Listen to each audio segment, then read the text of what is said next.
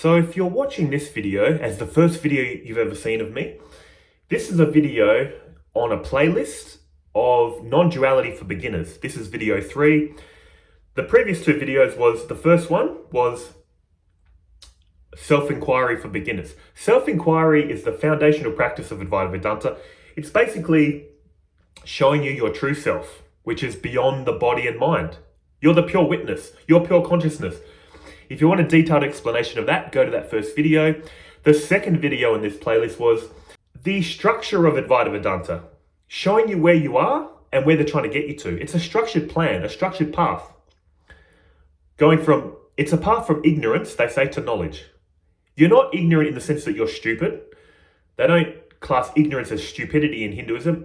Ignorance just means you're not seeing reality correctly. It's not your fault. You've been born into this life and you're assuming a lot of things about this life because you haven't investigated. And why do you assume a lot about this life? Because you were taught that by your parents, by your society. And why do they think that? Because of their parents, their society. Socrates had a great quote, "The unexamined life isn't worth living." This is what Advaita Vedanta is getting us to do. Examine your experience. Stop assuming, I'm assuming I'm this person. I'm assuming I've got free will. I'm assuming this and that.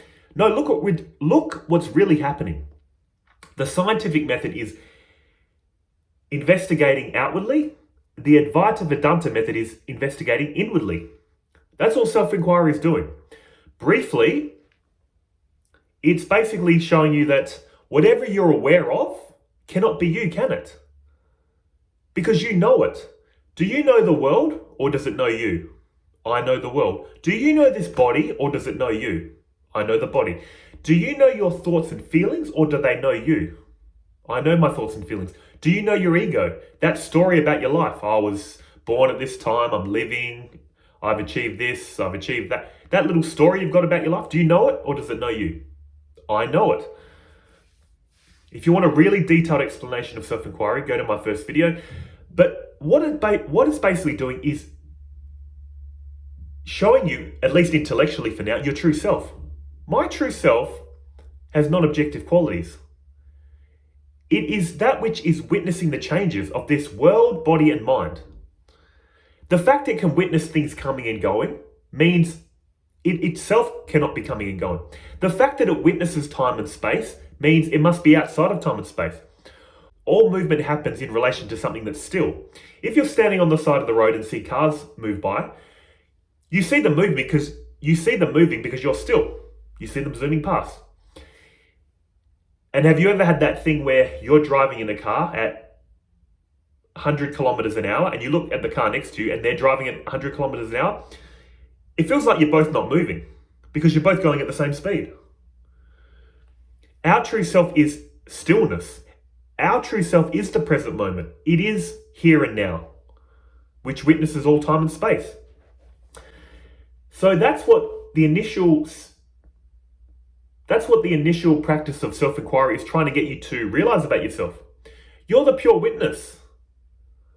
Now you might be saying, but I thought this is a non-dual teaching, that it's all one. This sounds dualistic. Yes.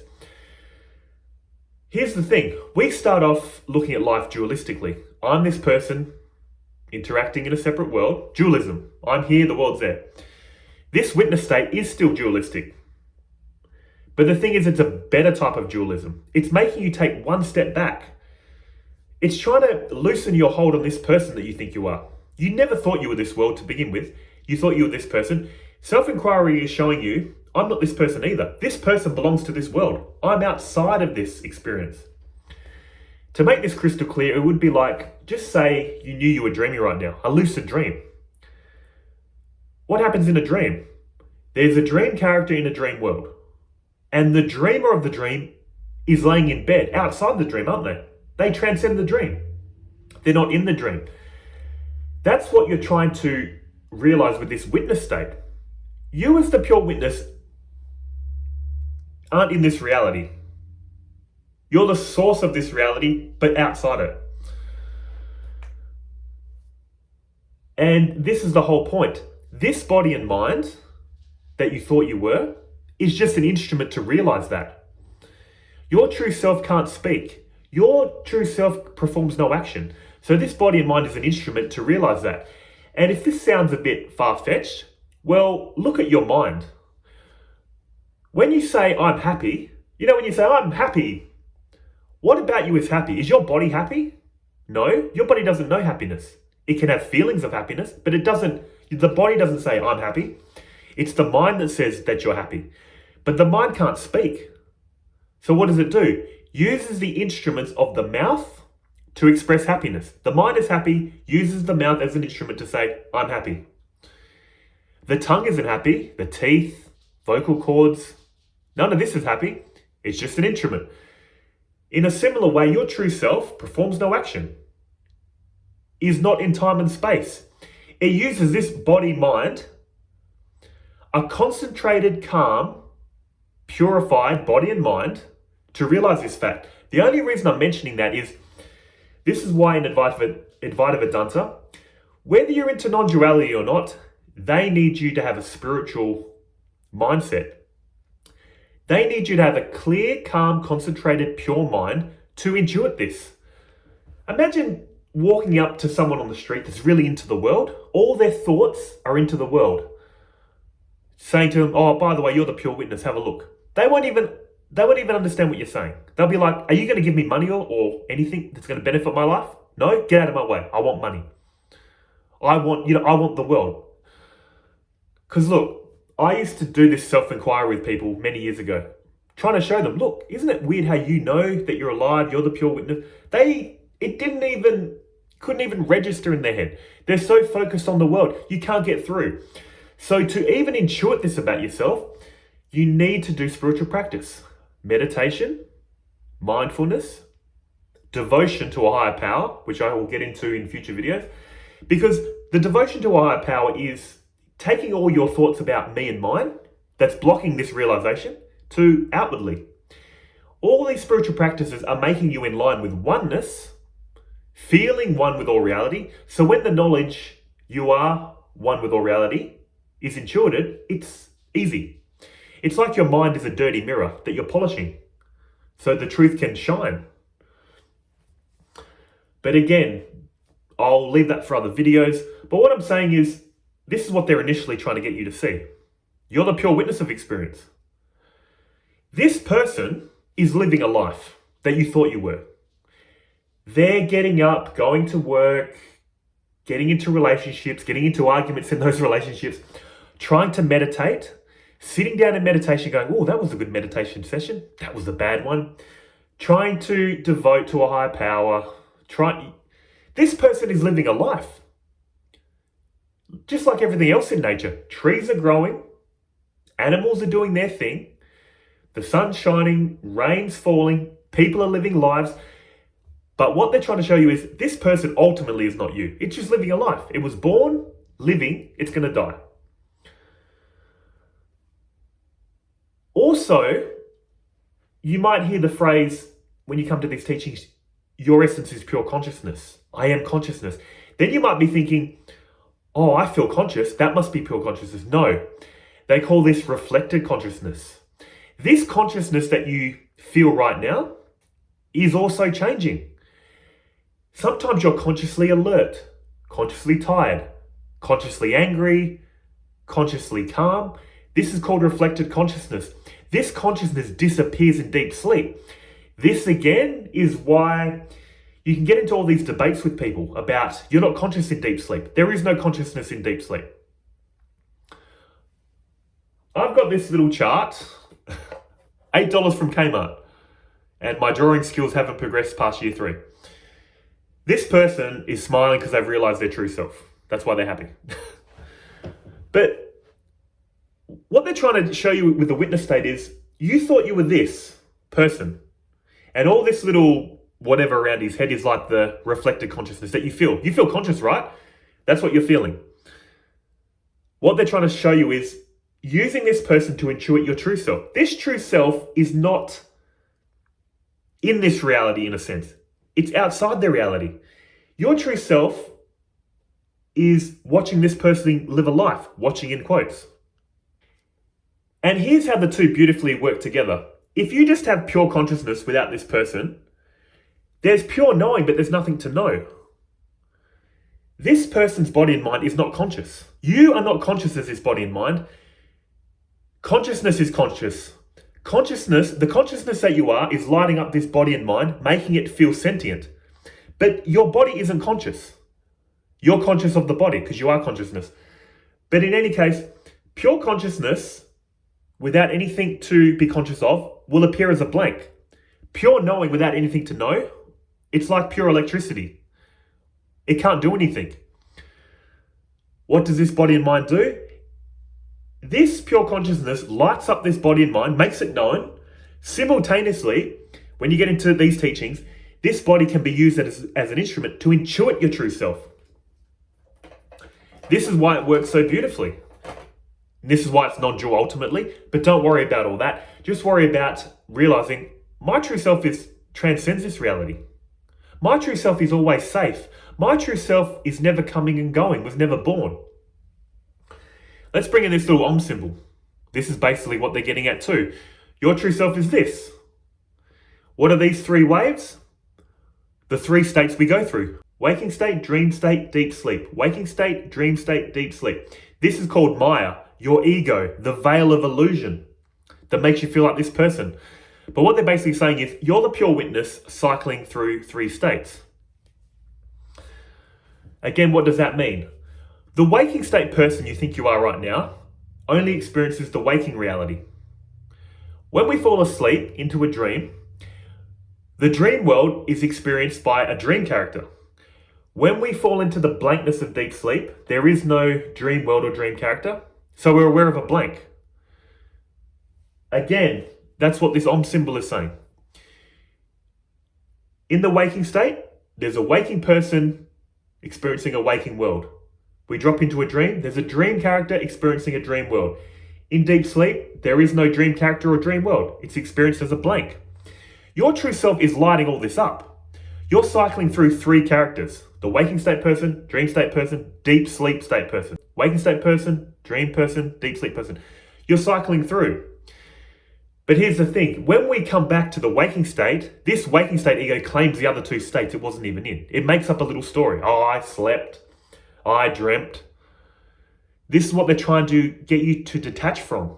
The reason you feel like this person is real is because your essence is real, lighting up this person, making it apparently real now. When you fall into a dream, why aren't you lucid in the dream? You take it to be real at the moment of dreaming, don't you? Because the pure knowing that you are is lighting up the dream. If you never woke up from the dream, you'd think, oh, that's my new life. You only think it's false because when you come back to the waking state, you can look back and go, oh, that wasn't real because I'm here now. When you're in deep sleep, your true self is lighting up a blank. If you never woke up from that blank, you'd feel like you don't exist. Well, you wouldn't feel anything. But I hope you're getting what these teachings are pointing at. Your true self has non-objective qualities. It's nowhere in this reality to be found. It's always safe, always at peace. This person is living a life. This person is an instrument to realize that. And you need to spend a lot of time on this. You need to not just intellectually understand it, really understand it and really feel the implications of this. What does this mean for my life? Truly. It's going to open up another dimension of your being, another channel in the movie of your life. I say that because the first channel, the only state of being most people operate under is, I'm this person living a life. That's it. That's all they see. The witness state opens you up to another dimension. And here's what I found. I can fluctuate between the two now. Not consciously fluctuate, but whatever's happening in life flips me into that state of detachment. It gives you a sense of detachment too. When I have a lot to do in the world, I feel very identified as the person, very focused, needing to get things done. When tragedy happens in my life, when there's pain in my body or suffering in the mind, I can detach, be the witness. Watch this person feel pain. Watch this person experience negative thoughts. Create a distance. See, when you don't have this mode of being, you're stuck in the person, going, I'm this person, I'm in suffering, I'm in pain. But when you can flip to the witness, you can witness this person that's in pain and suffering. That's the sense you get. it's going to lessen your pain and suffering to a big degree because you're, in a sense, detaching from it. The person still feels and thinks negative thoughts and feelings, but there's a bit of space has opened up. So, again, guys, if you're new to this, you want to spend a lot of time on this. Really understand this. Intuit this about yourself. You need to do a lot of self-inquiry to really get what they're saying in these teachings. Also in meditation, how would you intuit this when you're sitting in meditation? When you're meditating, sit and focus on the feeling of existence. You know that feeling right now, I exist, I'm alive? That is not your true self, by the way. It's called reflected consciousness, like I mentioned earlier. So be mindful of your reflected consciousness, the feeling I exist, because this is the closest you're going to get to your true self. If this is your true self, this is reflected consciousness, it's right there. It's right at the doorway. But the thing is, you can never know your true self because to know something, how the ego likes to know, it needs objective qualities. So you can't know your true self objectively. You just need to intuit it. When you're sitting with the feeling of existence, of being conscious, you need to intuit, I am that which knows this feeling of existence. That's all you can do. The mind can only intuit it. If the mind could know it, it would be an object. See what I'm saying? And then you can say, well, what knows that object? Very subtle, very nuanced. This is again why they said you needed a calm, concentrated mind, because this is very subtle. You need to be able to focus and intuit what they're saying. So that's the tip. In meditation, if you want to focus on this feeling in a more controlled environment, sit with the feeling I am. Nisargadatta Maharaj spoke about this meditation. Look him up if you haven't. He's got some good teachings too. His whole meditation was that, focusing on the feeling of I am and then ultimately transcending it, realizing I am prior to that. And it's funny, someone actually said to Nisargadatta Maharaj, Nisargadatta, Guru, oh my gosh, you are a knower of Brahman. Now, Brahman, for anyone that doesn't know, is this: the transcendent source of all reality that you can't call a source because there is only Brahman. Basically, this listener or devotee said, Nisargadatta, you are a knower of Brahman. And he got snapped at by Nisargadatta. He says, how dare you insult me? I'm not a knower of Brahman, I am Brahman. Which is, to say you know Brahman means you truly don't know Brahman. Because what he's saying is, it's like the sun. The sun saying, I am a knower of heat and light. The sun cannot know heat and light. It is heat and light. You can't know what you are. That's why Nisargadatta got angry. He said, I don't know Brahman, I am Brahman. I am the knowing presence. I am the knowing light. To know it means it would have objective qualities. I don't know it. I am it. And what Nisargadatta was saying about himself, his body and mind, it's true about me, you, everyone. So again, guys, this is still a dualism. You're the pure witness experiencing an objective reality. Don't worry about non-duality yet. Just appreciate this witness state. Spend time with it. Try to live your life as much as you can from that state. By that I mean, when you've got not much to do in life, when you're not thinking so much, keep that on your mind. I'm the witness of this person living a life. That's what I did for so long. When things were very calm and relaxed, I would focus on the witness state. Watch myself live a life. When things got hectic, my mind went into the world, getting things done. I'm at a point now where I can hold this witness state even when life's getting challenging. See, it's a practice. Enjoy the spiritual path. Enjoy the spiritual journey. Realize this witness state. It's so important. And in future videos, I'll talk about, once you realize this witness state, your true self is always safe, unaffected. What does this mean for this person? What should this person be doing that you thought you were, but still continues? You still need to make this person happy, which is an issue I find with the Neo-Advaita a lot. They always go, nothing, no one here, nothing to do. Spiritual practice comes from ego. It's like so dismissive. It's not very inclusive. It's not very non-dual. Because you must acknowledge there still appears like a person living a life. So what are you going to do with this person? You need to make it happy. But in any case, guys, this was video 3 in this playlist. Please check out the other 2 if you haven't already. Hope it helps, and I'll see you in the next one.